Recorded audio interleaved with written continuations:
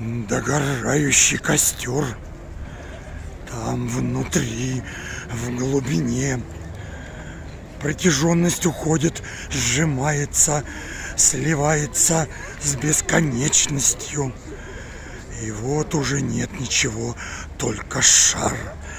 Беспредельный, невидимый, в котором чудовищной плотью пульсирует чернота, а в немыслимых далях одинокий, затерянный смотрит мерцающий глаз, догорает сердце костра.